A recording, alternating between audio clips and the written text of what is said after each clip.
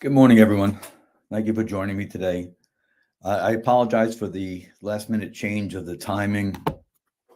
Uh, my voice is going a little bit, so I thought better to record now than to wait longer.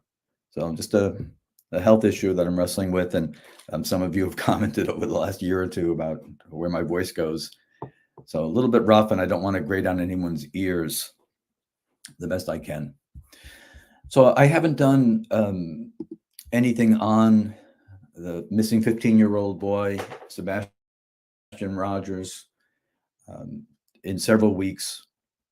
There isn't much to update about the case itself, but some questions that have come up recently I think might be useful um, to address and why certain things are the way they are in terms of what we're looking at. So let me see if I can share the screen with you.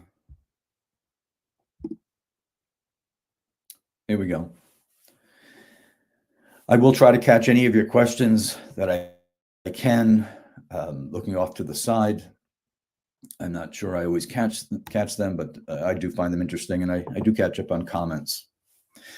So it's been quite some time now, and we're moving towards the third month that this 15-year-old boy went missing. And so I'd like to take a look at it from the perspective of a child protective or child abuse investigation, and what things are viewed by investigators, what things are important to them, why these things are important, and some of the things that have been said, and behavioral, but things that have said that have come from those closest to the case that I think warrant some examining in terms of the wording. So this is a case of a missing 15-year-old boy, and what's going to happen is that the context is always critical. It's always critical. And this is where misunderstanding takes place. The context is something that can unfold in just a few sentences as we begin to understand more and more about it. When a 15-year-old goes missing, the 15-year-old boy in particular will have a better chance at self-survival initially. He's capable, generally at age 15, of some level of self-protection, generally more than a girl that goes missing. They are not quite as targeted in terms of human trafficking as a girl would be. Sometimes their resolve, and this probably related to testosterone, to run away it can be more powerful.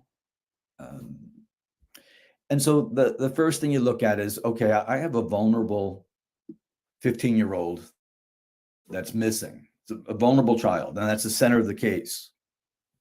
From the point of view of Child Protective Services, for example, we're going to look at that as unfolding in different risk factors, which I'll get to. But a couple of comments, if you don't mind, on the case itself.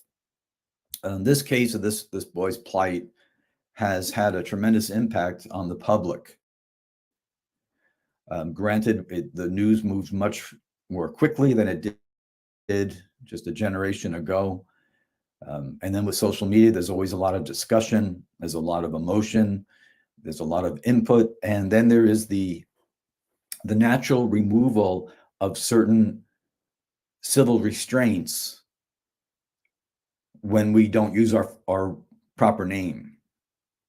And I understand why people want to be anonymous at different times, but understand that in human nature, we all need a certain amount of restraint upon our language. Well, we run amok. And so you can see sometimes in these type of cases that they really trigger emotional responses in people.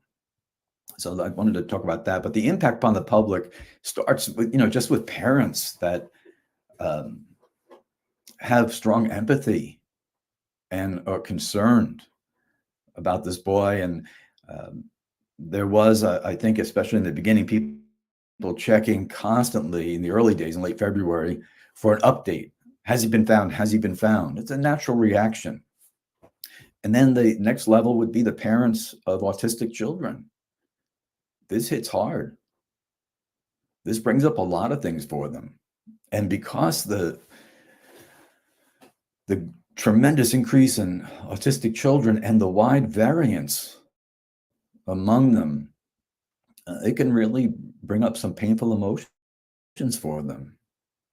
And then the general people of empathy or goodwill that just may not even have children, but just took to this really what an image or some short videos of this boy and just been very upset. And then we had the stepfather who increased exposure. He brought more attention to the case unwittingly, but he brought more attention to the case and gave us a lot more insight as well, which I'll get to. And then the emotionalism begins to grow, and that can take an unfortunate turn, but it's human nature and it happens. There are the true crime aficionados, true crime celebrities, followers, people talking about the case. And I was thinking, I was talking to Steve Johnson 2 weeks ago, and I was saying to him, hey, where I'm staying here, because we were teaching together, the scanner wasn't as busy as I thought it would be. And he said something very telling. He said, I won't turn it on. I won't listen. He is a retired investigator at law enforcement who now is a full-time deception detection instructor. And of course, he works on cases and works with investigators. It's not his world. Other people that have a different thing about it, but he wouldn't even turn on the scanner to hear what's going on. He needs the break and to get away from that sort of thing. And then there's the you read on social media that I told you so's, and it's most unseemly. It's most unseemly, where there's almost a race to predict result of an investigation or a case or that sort of thing. I was reminded about this recently. If some of you may recall from the UK, especially, there was a searcher, a professional searcher in the Nicola Boulay case. And at first he spoke in front of media and he was very confident. Good. It was, he wasn't long in front of the camera and that sort of thing. Very confident. And then he went into full self-promotion mode. He spoke over and over, and the bragging became, I think, more widespread. And the question is, if you were running an investigation, would you hire him? And I would not. I would not.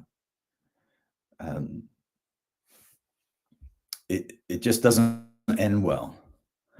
I was reading recently as a journalist condemned everyone who seeks to raise money for searching, since Tennessee is a volunteer state. They are looking to profit, which is a blanket condemnation. And that type of unnecessary moralizing doesn't always end well. And so someone wrote back a very simple response. The person gave a list of things he would spend money on, like a four-wheeler, upping the reward. And there's a lot more that could add to that list. And so the journalist, he should temper his post in that sense, that but I also understand from his perspective, there's been some unsavory characters that have gotten involved, and people have seen that, the people that are trying to exploit anything they can for that. And so both things can exist at the same time. You could have those who are trying to exploit or get personal gain, and those who are genuinely looking to find this little boy, this 15-year-old boy. So that type of answer is like a slapback. It's like, maybe I overreacted a little bit and I should back up a little bit and kind of give room for the fact that, there is expenses to searching and money is needed. And at the same time, knowing that there are those who are profiteering, or at least attempting to profiteer. There's also, in that world of sensationalism, this is breaking news, bombshell, I have an exclusive. And then you have the psychics, the tarot card readers, and then all this eventually leads to the factionists, the breaking apart of people, where someone says, I'm on the side of father and I'm on the side of stepfather. No, I'm on the side of the boy. And uh, it's like an unnecessary breaking apart that isn't of any help to a case like that. In the immediate sense. In the greater sense, sometimes it brings more publicity. And that was my point about the stepfather and his appearances through media absolutely brought more attention to the case. And I'm not sure that he was meaning that, but it did. And in that sense, it's a good thing. Then there's other problems that go on. So we want to establish context of the case, context of when people are speaking. And this is critical to understanding. It's why I push for people to, if they wish to learn statement analysis, is to get that formal training. There's a lot of good instructors out there, and there's some good instructors that are present today here. Paul is one of them, and the formal training is just so necessary. One of the things that is done within the training is context is pushed really close and really tight, both the greater and the lesser context. And so the greater context, of course, is a 15-year-old boy missing. Now, I'll give you an example of how this works into language a little bit as we go on. But first, let's take a look at the child abuse cases, how this works. When a child goes missing, there's immediate concern. The hope is a runaway and that he or she is safe somewhere, but it's scary. And it's an extreme context. And that's very important that we understand. Everyone will be under some form of distress, and it's going to hit the language. And that's where we're able to look at the language and begin to exercise some discernment. Now, when someone who is experienced in investigating child abuse hears of a missing teen, 15-year-old, it's like, tell me about him. It's one of the most important things you can find out. Tell me about him. So that can give us a direction we're going to be able to take. And as many of you know, we didn't hear from the first week from the mother. Now, as far as I know there are a lot of other theories, and you're certainly welcome to them, and I'm open to hear any of them. But as far as I think we can tell, the stepfather was not in the home when he went missing, and the father wasn't. It is hoped in a very basic way that the law enforcement from the beginning were able to discern that. They were able to verify that. So we have a missing 15-year-old. There's a risk right there. He's a teenager. Teenagers, especially boys, do stupid things. They do things they ought not do. Then we see that the child is a special needs child. What this does is this adds a risk factor to an already risky situation. This is very concerning. It changes things in terms of the concern. It changes things because it now adds a risk factor, which goes back, and it's called different things in different states, but it's basically the same thing. It's increasing the risk of child abuse. Children with special needs tax their caregivers. They tax their caregivers oftentimes to a place where they need help. They don't get days off, depending on the need of the child. They don't get much respite. It's very difficult. I feel for them. I've interviewed many of them. and then we'll examine the special needs. Then we look into this case, and I'm speaking specifically of this particular case. There's a presence of a stepfather or a boyfriend. This is another risk factor in quantifying this case. This is a second one now.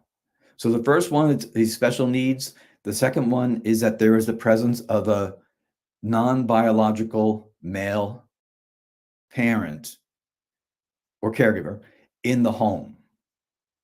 And it doesn't mean that the stepfathers aren't good or boyfriends aren't good. It means that statistically, we're upping the level here. This is really concerning. This will need a quicker response, for example, or when someone's triaging workers, they got to get out there.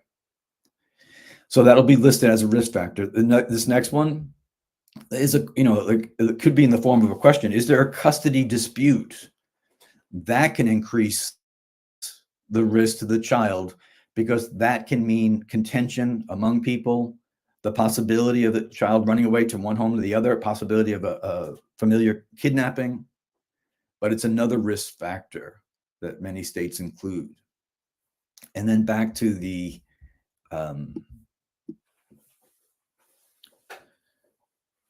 special needs. We learned early on about Sebastian having autism, and we learned about the possibility of incontinence at age 15. And I think it's a very important piece of the puzzle. Now, when I heard that, the first time I heard it, my mind went to where I think a lot of minds go, is 15, functioning in school, explore for sexual abuse. Explore for it. And the second thing would be anxiety. Explore for types of anxiety that could be causing him to have incontinence. Now, that is a risk factor on several levels, but consider this. There is embarrassment. There is odor.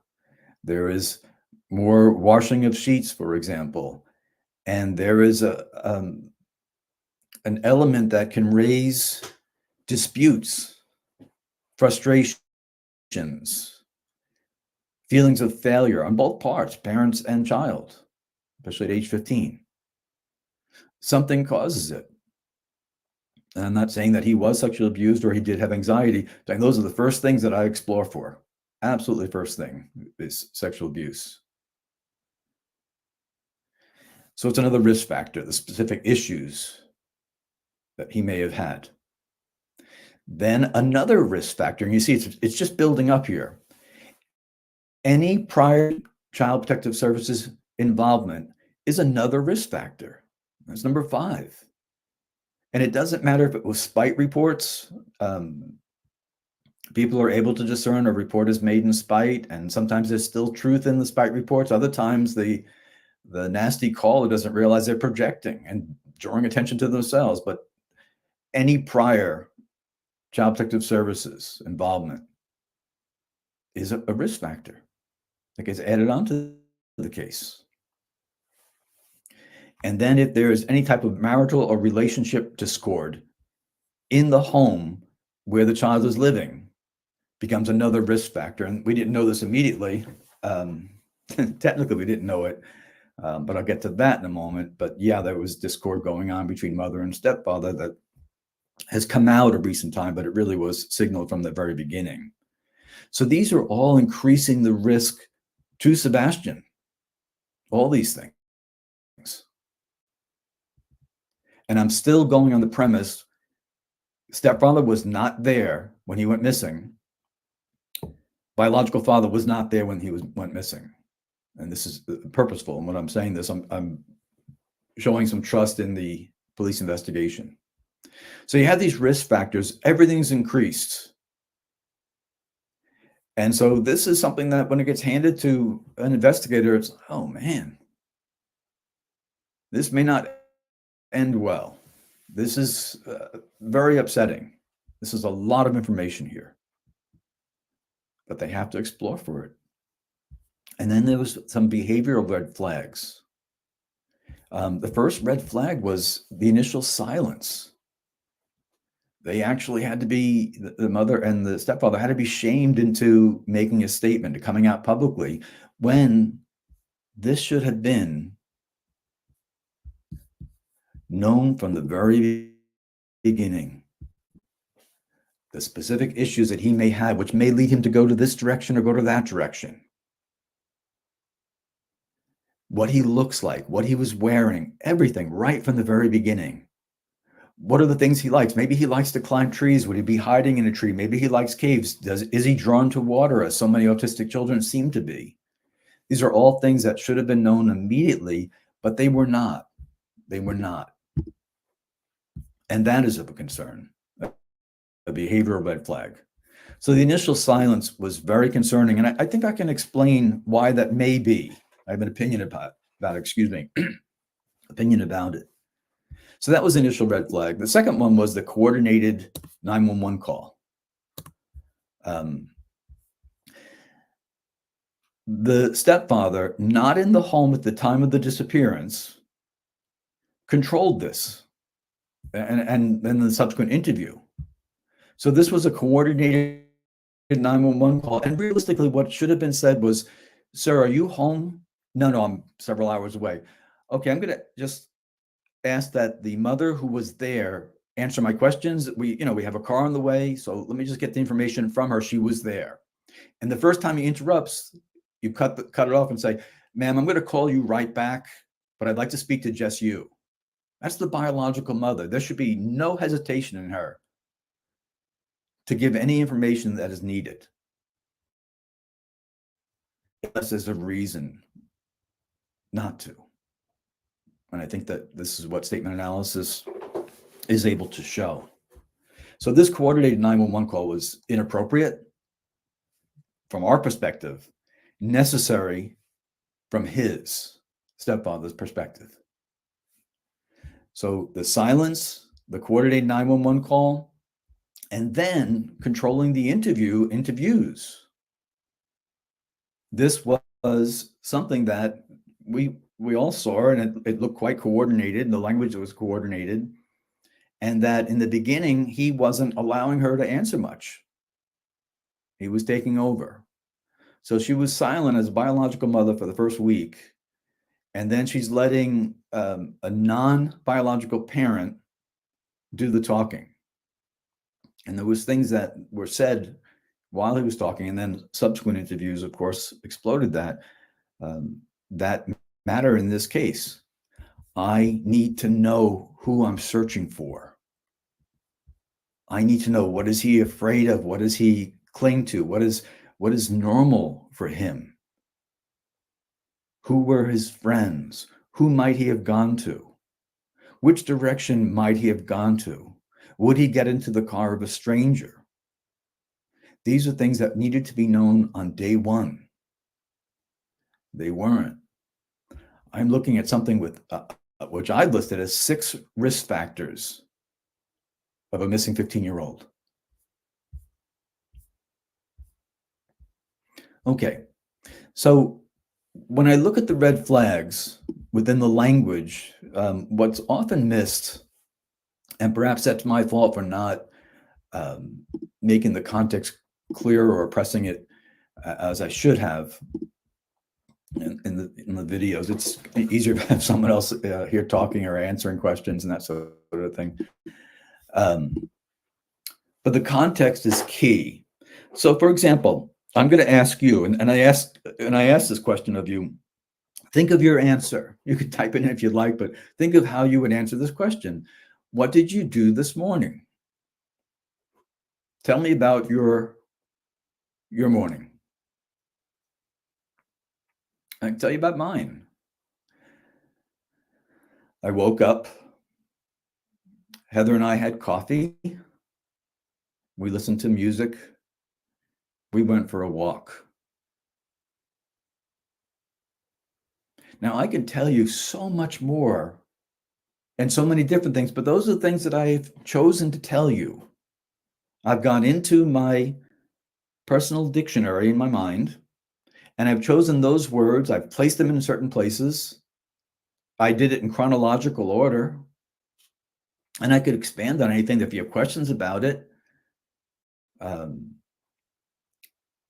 we love our coffee time. And the coffee comes into my language because it is a social drink. And for us, it's this quiet, we live in a very rural area, this quiet, wonderful time where we sip excellent coffee, listen to some of the world's most beautiful music, the type of music that Roger Scruton said makes the eyes look up, not at the ugliness of life, or the ugliness of narcissism, but look up, look towards future, look in hope. We watch the sunrise, and we go for a walk every morning, no matter what the weather is.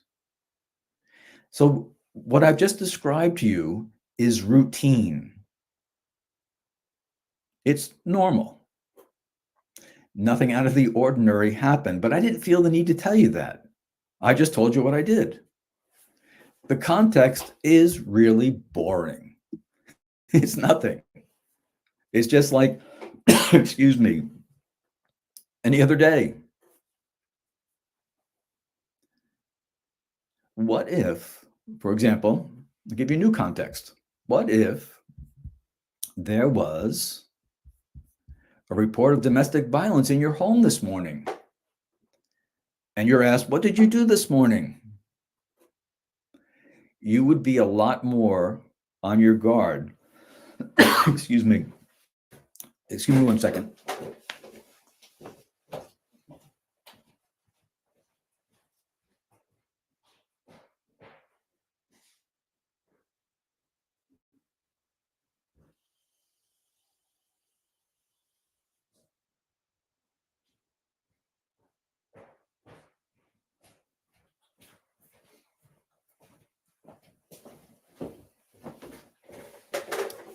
I apologize for that. You would be a lot more on your guard with what your answer is. In other words, there would be much more importance attached to it. There was a report, a 911 call or a 999 call about a domestic violence situation in your home. Suddenly, the context is elevated. It's not the boring context that I described. So you'll notice that when I said I woke up, Heather and I had coffee, we listened to music, we went for a walk. Those are short sentences, which are less emotional. I have no need to say to you, what did I do this morning? Oh, it was just like any other morning, totally normal. Because at that point, you'd be thinking, why is he communicating that to us? What happened this morning that you wish to indicate normalcy? Here, I had no need to convince you of normalcy. I needed no extra wording. And it's a routine that I absolutely love. We look forward to it. But the next one is different.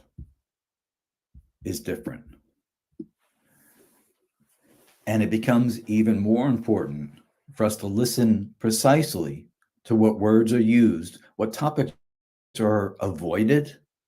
So here's what happened. Let's say there was an altercation, and I'm the guilty party. About the last thing I want to tell you is that I went violent. So when I'm speaking about what happened this morning, I want to avoid that. I don't want to get myself in trouble. And this is what a suspect will do. So I need to convince you that nothing happened and it was normal. It was happy.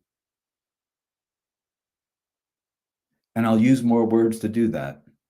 And I may use the word routine, normal, all those words that I didn't need to do in the account. I did it in the commentary in the account, but I didn't need to use them in the account.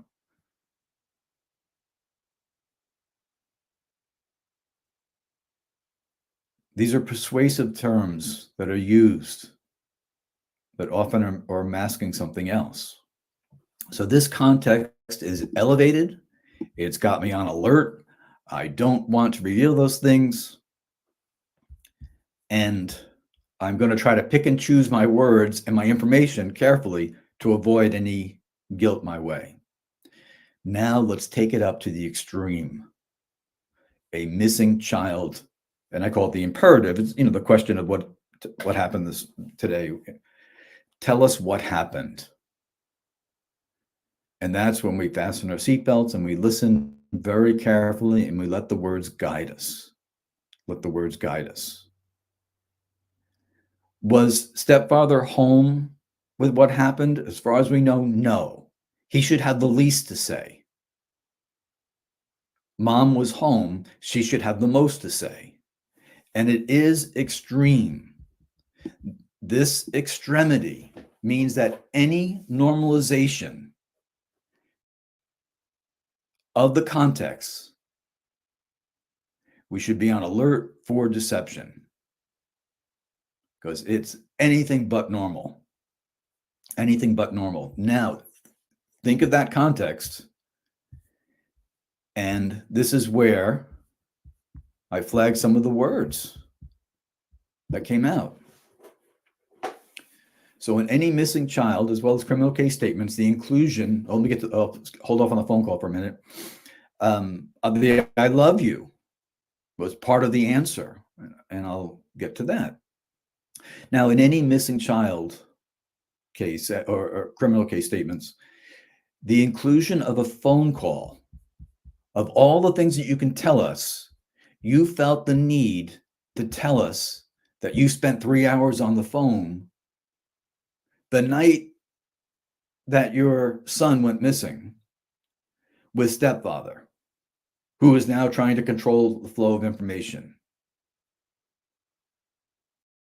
Where I flagged at least 6 risk factors to Sebastian before we even get anywhere. And I'll get to how I knew about the marital issues. The inclusion of a phone call, means what happened that night. That information is important. It's related. You're asked, hey, who did you talk to that night? No. You're asked, tell us what happened. Let me describe what happened. The night your son went missing, that you have absolute certainty he walked out that door, enough to repeat it. And she went to a phone call. What she did was she brought stepfather into the case. Now I understand why he took over the 911 call, why he took over the interviews, why he was finally had to have his arm twisted into letting her speak. He's connected to this child's disappearance, but he wasn't there. So I have to explore that. These things are very complicated at times. When she was describing what happened, at first she didn't describe the thump she heard, but she did describe, she ascribed a quote directly to Sebastian, how much he loves his mother. I love you, mama, and to the puppies. Okay. What that is an expression of normalcy on a night that was anything but normal, in a context that is extreme and anything but normal. But it also portrays her in a good light. Wow, a 15-year-old boy says he loves me. I must be a good mom. Okay, so the question is, what did you do wrong? What happened that night? What happened that night that you need to convince your audience? And why did you tie in the stepfather? In your language, not mine, in your language. What is his involvement in this? And you have to think it through. I'm going on the premise he wasn't there. So this is why I love you is considered a red flag, because the extremity of the context, the need to include it, it's persuasive. It's persuasive. Now, if someone said, what was the last thing that Sebastian said to you? Well, he said he loved me and loved the puppies. That's a direct answer. Offering it, and I heard it repeated in a slightly different way later, which convinced me it was something that was rehearsed or coordinated. So the "I love you" now becomes a red flag. And in missing child cases, it often proves to be a red flag that something went wrong. The subsequent interviews, oh, excuse me, and there was one other part there where stepfather described the relationship between himself, his wife, and the biological father as basically glorious, much like we heard from the killer in California of Scott Peterson, when he called the marriage glorious. Okay, where three people exist, a triangle, and there's a child in the middle, and the child has will bring some conflicts, some disagreements. He portrayed it as this wonderful relationship, which suggested to the contrary, as he was controlling the information. He wanted everyone to know how well they get along, and that quickly crumbled the more he spoke. Remember in the different risk factors.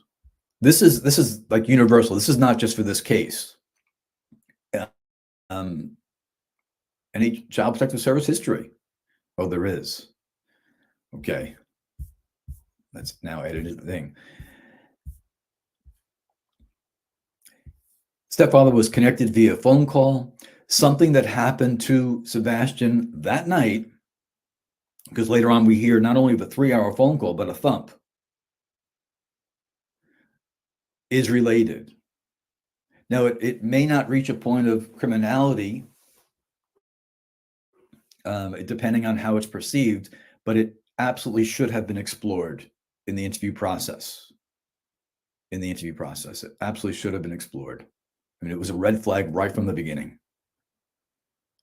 We need to know the information on that call. You want to find your son, we need to know everything. And this is why I from the beginning have said that there was a conflict in the home. I believe an altercation more than a conflict. And either he was in such distress that he ran out, or he was put out. And I lean much more towards the latter because of the involvement of the stepfather via phone and his subsequent need to control the information. And if that's true, it would have been so much better to say to the police, this is the stupid thing that I did. I caused this. I got to find him, and immediately out to the public. People can hate me all they want, but there were things at stake that I think wanted protection. You know, I don't say that the mother did not want him found. I said the mother was probably very scared about whatever she did, and that could have included assaulting him. I don't know. And then we'll have to kind of go to the mystery of why he's not been found at all.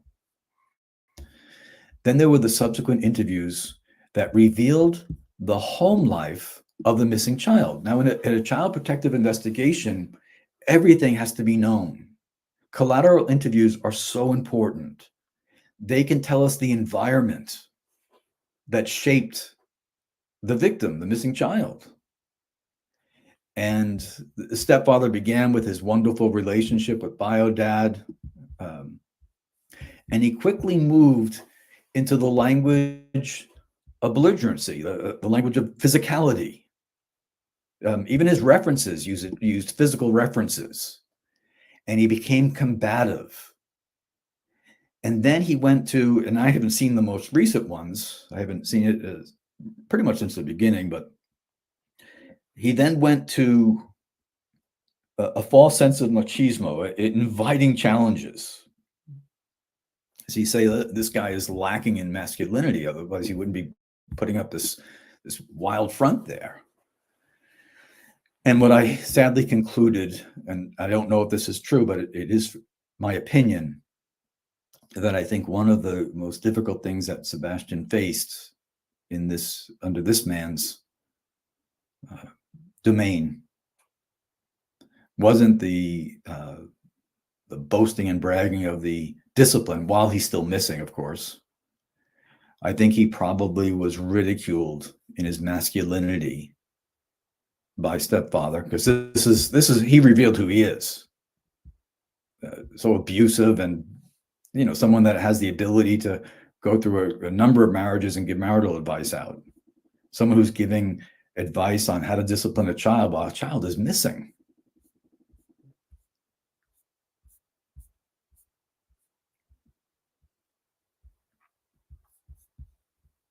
And I think back to the incontinence of the child, of the victim, and the false bravado of the stepfather who was in charge of discipline and bragged about his discipline. And since then I've heard, I haven't seen him, but I've heard he's gone on to all sorts of bizarre things in interviews and that sort of thing.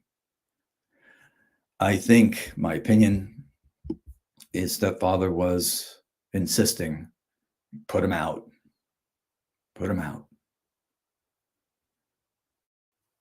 or I'm gone, because he's moved on a lot in relationships, and that's probably something within him that is going to follow him for a while longer.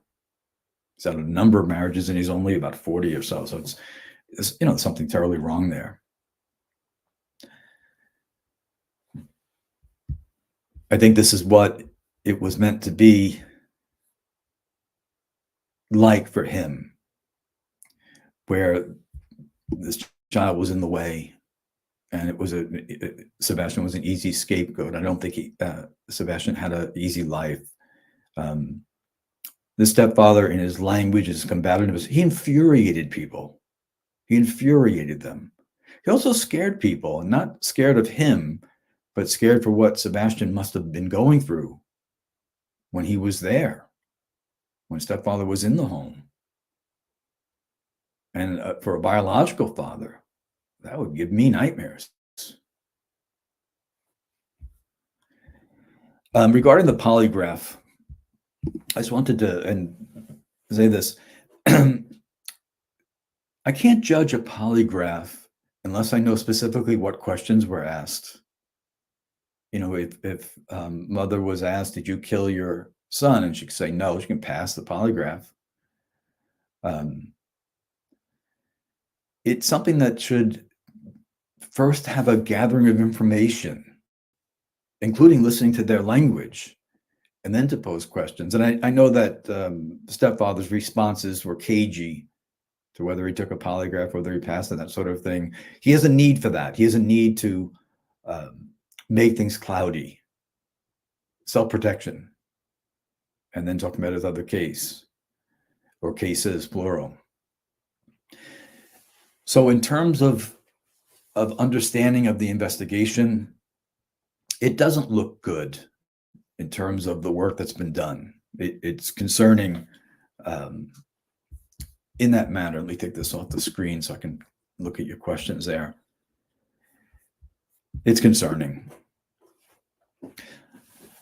Now, if my theory is correct, and I think it is, but I'm always open to learn more, either sadly Sebastian will be found by casual hiker somewhere, or some exploring some cave or in water or something, or he met foul play by another party in a vehicle somewhere. I don't know. I don't answer that. But I do know that mother wasn't truthful, wasn't candid. And stepfather had a tremendous need to take over and control what? Control information. Control information. So if you have any questions about that, I'll be glad to take them. Again, I apologize for the change of start. I have this difficulty right now in my voice. So I'm not on Team Chris or Team Seth or Team Sebastian. I just like them found, and to learn what happened.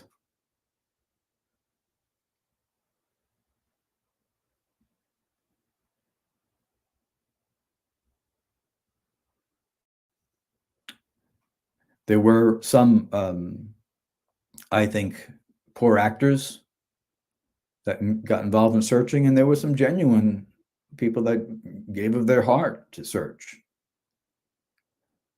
including private investigators who give of their time, and they have to carry the heartbreak into this. When they're looking in the woods, for example, they're not looking for a boy that's hiding in some of those places after 2.5 months. And then they go back and see people trying to pummel their reputation on social media. That's rough. That's rough.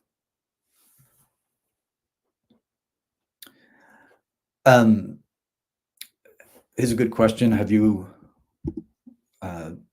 already discussed the abuse allegations by the grandmother? When, and I have a little bit, when the body speaks, I listen. So the first time, and this was early on, I heard about incontinence, I thought of sexual abuse. I didn't say it publicly here.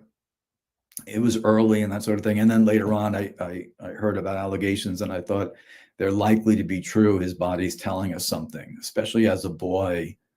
And then the machismo, the faux machismo of the stepfather with all his rants and rages. And I read on social media that he disguised his voice or something, and just crazy behavior. But it brought, I think, attention to this case. I don't think he intended that way, but it did bring attention to it. So my guess is that the allegation has got truth to it. I regret to say that.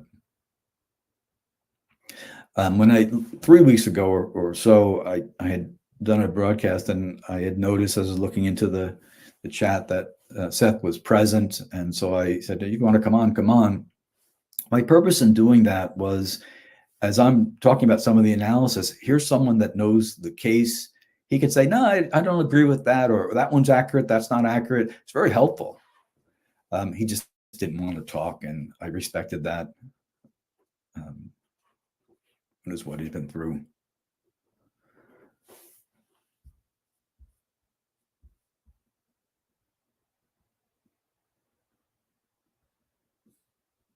See another question here.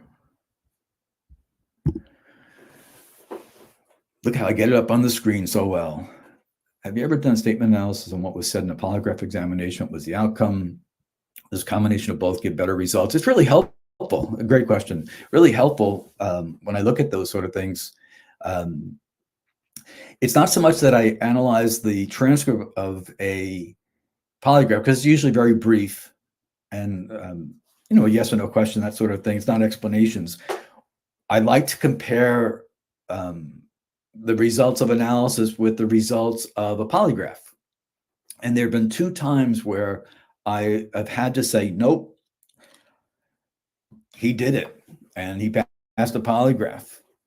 One of them was a sexual abuse case, which if you're going to examine someone through a polygraph in a sexual abuse case, you must use their language only. And this should be a theme for any polygraph examiner, is use the subject's own language.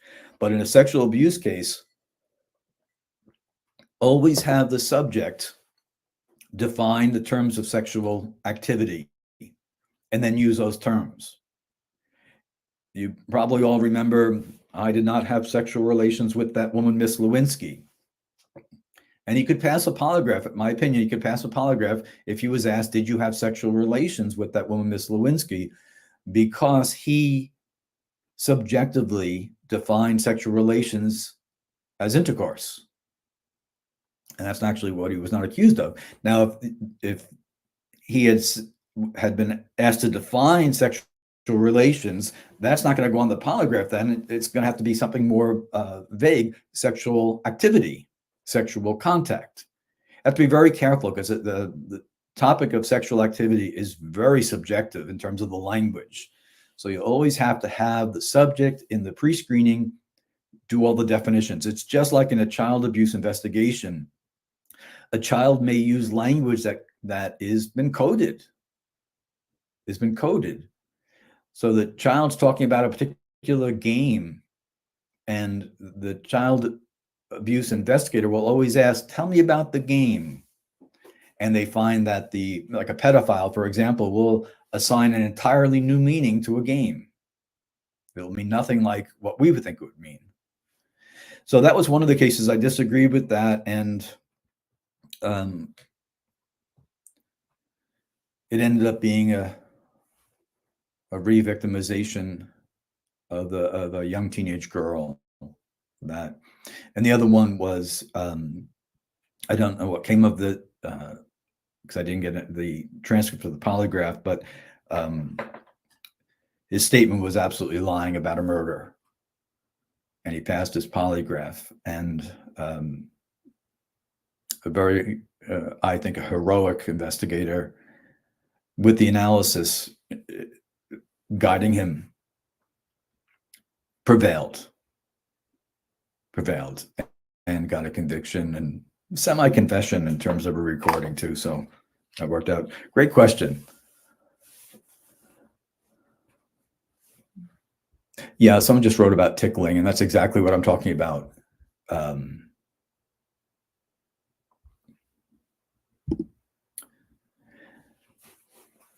Here's a sad question. Can anything be done by law without Sebastian as a witness regarding the allegations? Likely not. I don't think this will end up adjudicated. I'm sorry to say.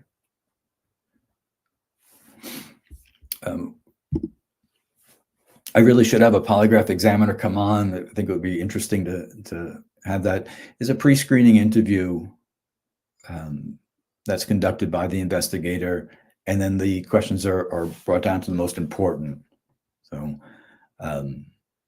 that, and I don't, maybe it wasn't missed, but that 911 call, that's the initial interview that takes place before a polygraph, before anything else, that should have been a red flag, just immediately a red flag.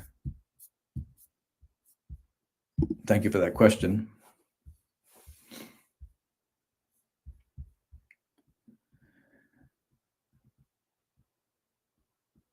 I mean, regarding Seth and a polygraph, he wasn't there. They should know that. The same thing with stepfather, he wasn't present. The answer lies within the mother. And the mother did not tie biological father to the disappearance that night. Just try to think of when someone asks you, "What did you do this morning?" Rehearse that. And then later on, change the context and listen to how people respond under a more pressing context.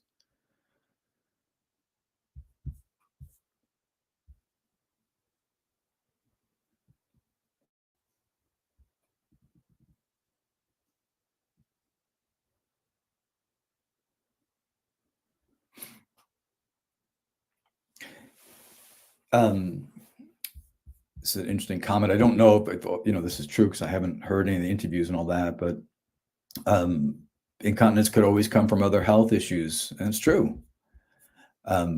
What I have a hard time getting away from is those other 5 risk factors. It's I hate to use this word, but it's much more common than people realize in terms of behavior. JonBenet Ramsey constantly wetting her bed, constant urinary tract infections. Just a screaming red flag. So no, I'm sorry I can't get to all your questions or comments there. Here's another one I think might be helpful. Peter, do you believe their concerns and focus about themselves rather than Sebastian welfare is very telling? I do.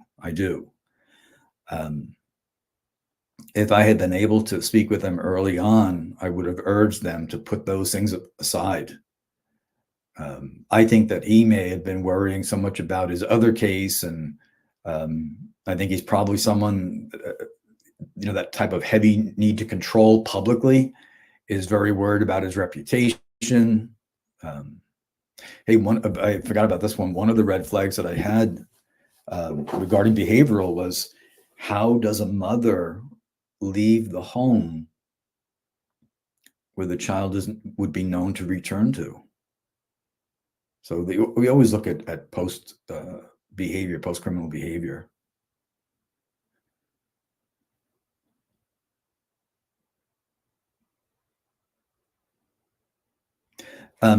Ginger, I'm sorry to hear that. Let me just show your comment there. My son was misdiagnosed until he finally revealed sexual abuse by his uncle. Shame kept him silent. That is the case for most males. They're more reluctant to come forward, and they can always be ridiculed in their masculinity for that. And especially as a teenager, it's even worse. And so, as many victims there were, remember the Roman Catholic priest scandal. There's not a large body of language to go by of teens, for example, males. For that very reason, they keep silent with shame. They want to, suck it up and be tough. But the body still responds. I used to have to use that discernment for adults with developmental disabilities, adult autism, nonverbals, because they might not be able to communicate what happened to them, but their bodies are speaking. And it would just mean more and more digging and looking into behaviors and then listening to the words of those who are suspected.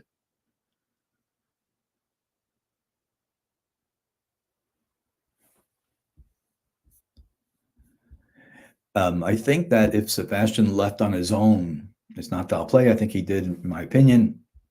Linda, I think if he did, especially without shoes, without a phone, those sort of things, I think he would have had to been under tremendous distress. Tremendous distress, because that's not something we expect from a teenager, especially any of us with our phones. Yeah, and girls keep their silence. It's just that they're generally more able to communicate than the males are. I had one young teenage girl that I believed had been a victim of abuse. Excuse me. And I was interviewing her, and I don't know if you can see this, but I'm writing down, taking notes carefully. I try to stick only to a person's words, and I was getting nowhere with her. So I ripped off my notes from the pad, and I handed her the pad and pen and said, "You interview me." And eventually she asked me, "What would you do if your father punched you in the face?" And out things began to come. It's putting that sense of control for a victim, where they're able to speak. And she started asking me questions, and she's the one that brought out the information for me. And I'm seeing some people respond with some really personal information, and I'm very sorry. Those scars can last a lifetime. Those scars can last a lifetime. And I've seen recently people talking about PTSD on social media, and some saying it doesn't exist, because what they're seeing is it's being used to exploit others. But two things can exist at the same time. There can be someone exploiting and the genuine. You can have someone who claims to search to collect money and take the money and run, and someone else that puts the money into four-wheelers, as that fellow said, in response to that. But they exist at the same time. Human nature is very complicated, and nuance does not play well on social media, I don't think. What sticks out the most in this case? Good question. A lot of question marks. It's hard to get past stepdad because of the wild personality and the belligerence. It's beyond concerning.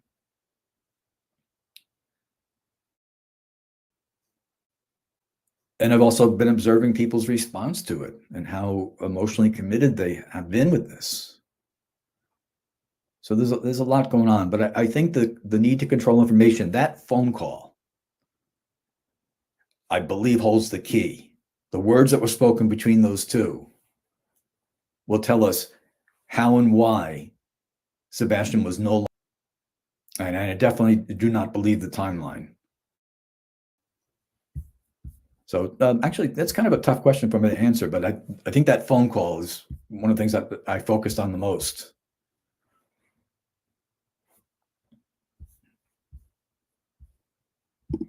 You know, I do this. If you were being accused of things, how would you react? You'd be mad as heck too. Yeah, with a reliable denial, and if I keep on getting accused, then I'm going to come back and be quite dismissive and maybe a little bit rude. If that's a defensive stepfather, I couldn't go along with that.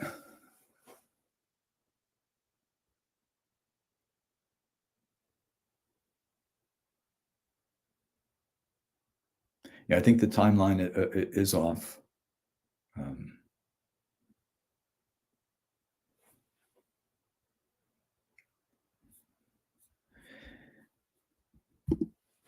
So on this one, see if I can get this up on the screen. Timeline matches exactly the CP having plenty of time to be there and back in time too early for work. Yeah, and it's certainly possible. The reason I don't ascribe to it so much is that I'm trusting that the law enforcement was able to verify that from the beginning, and if not from the beginning, later on, as people began to listen to what how he presented before he went into anger mode. You know, when I first saw him, I was like, oh, that's an abuser. On his first interview, when he was still polite, just that need to control. You weren't there. Let her speak. And the looking over and that sort of thing. It's like, oh man, I've seen so many like that. So when that young guy, who I think did a great job interviewing an ex, he gave further insight into what Sebastian likely lived under. But I don't like to ever give out advice. It's generally not taken, and it doesn't really work that way too much. I try not to let myself go good guy, bad guy. I try not to draw a heavy line of demarcation.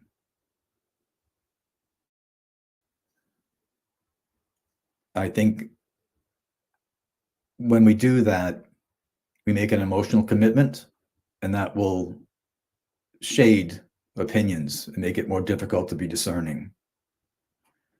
So it's not like one parent's the wonderful and the other one is horrible. One's extreme here. But I try to keep that, at least keep myself with some form of self-discipline of not allowing to put on the white hat, the black hat, like the old movies.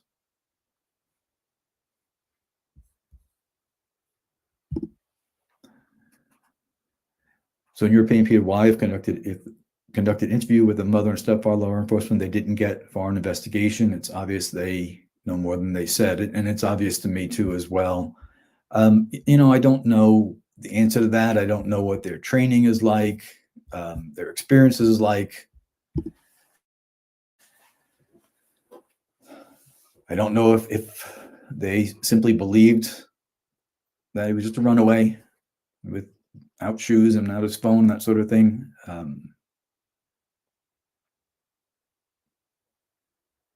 They have really tough jobs. They really have tough jobs. And sometimes things go astray. I wish that they had caught the early red flags, and it was something that may have led to more information. It may not have still, but I think that was that chance, that window of opportunity was there. It existed.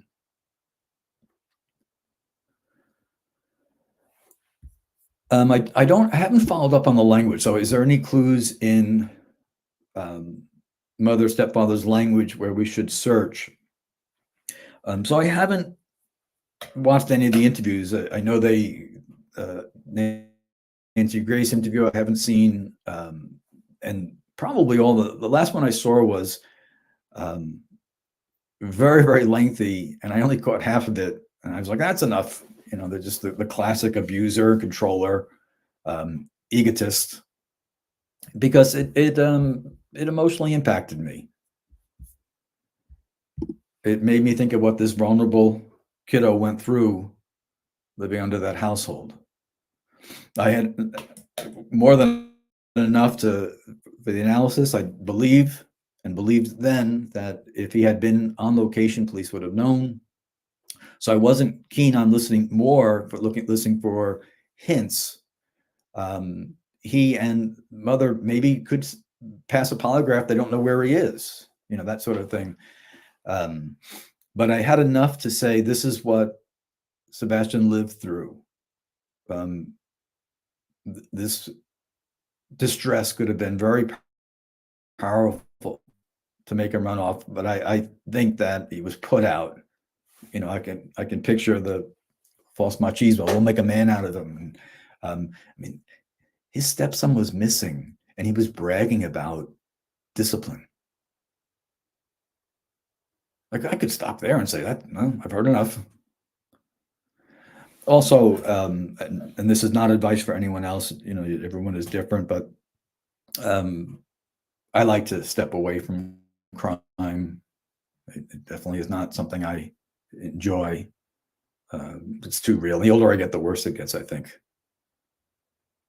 It's good to have, I think, at least for me, outside interests and be able to behold beauty, whether it's wrestling with a grandchild or listening to the beautiful music and walking with Heather or whatever it may be. It's sometimes good to step back. I read a lot of people's comments, especially on X, Twitter. Every day they're upset. Every day they're worried about this kiddo. Some of them are as if they're talking to him. Okay, that is a deep emotional upsetment. They're hurting. And so I'd like to step back and not think about crime and deception and those sort of things when I get a chance to. So I have time just for a few more questions only.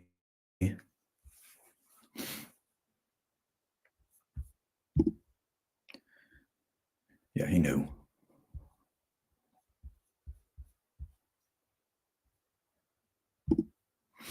Why does the controlling personality equal guilt? The stepdad is a narcissist. I can't diagnose him, but I see what you see in terms of the focus on self, how he's feeling, the apology tour where I'm going to and I mean apologetic.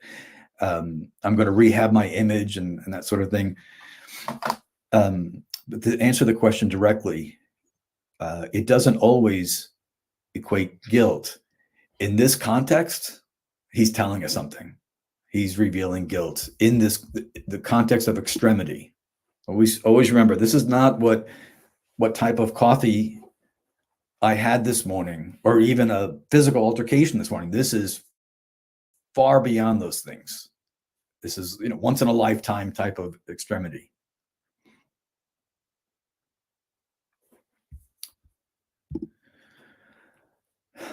And I don't know the answer to that. Why would Chris deny searches on his property and his family's properties? I don't know. He strikes me as someone with some real suspicious nature elements there. But I don't know. And the reason the question is even being asked, because it's like, search everything, look everywhere. Here's the stupidity that I did. I got into a fight with Sebastian over food or this or that, and I said things I shouldn't have said, and I put him out, and I just thought he'd be out for a few minutes, and he came and yelling back, and whatever it may be, tell the truth. I wouldn't want to live with that type of lie anyway. That's pretty rough. Hey, any pushback, any because it's come up so many times, try to answer it, but is it understood? Does it make sense how when you asked me what I did this morning, I have no need to persuade. I have no need to tell you how normal it was. I have no need to tell you how much I love Heather, that sort of thing. Does everyone understand in context how this comes up and why it becomes important? Especially the I love you. If someone's telling you, I'm a good mom, something went wrong. Because really, a mom should be accusing herself. It's like, oh, I can't believe it. This happened on my watch. I slept, or I had a couple drinks, or whatever it may be.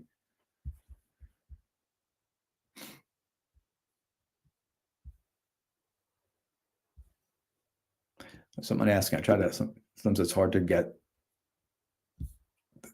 moving pretty quick here.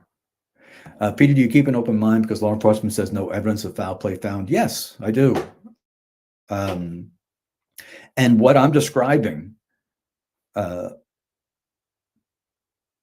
is some type of altercation, whether verbal, physical, or both, between mother and child with stepfather on the phone with withheld information. None of that may be criminal. None of that may be criminal. It's just what I believe took place.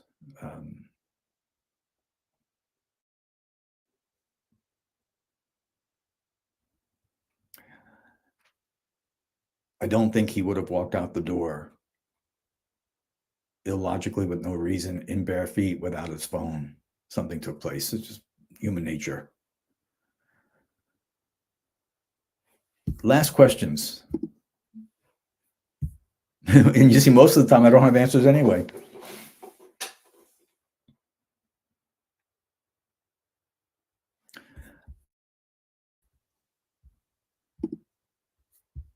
Someone asked about the grooming of Katie. So that's a little bit I've read.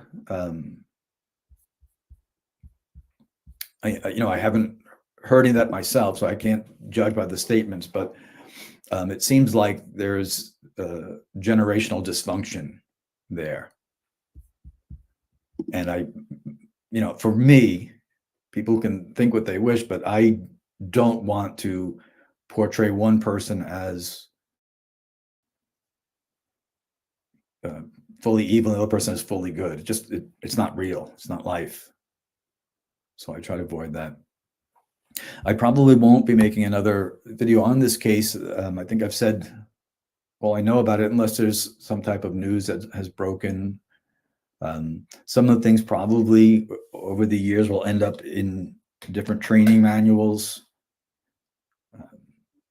The earliest interview that was on television, that one in particular, I think is very useful for study and being able to attempt to discern not only a gap of missing information, but also coordinated language. So thank you for joining. I wish I had better news and better answers for you. And I'll continue to look at other cases as well. But if there's something updated in this case, I may do another one. But as of now, I see no new news, and my wheelhouse is with the statements. So thank you, everyone, for joining, and take care.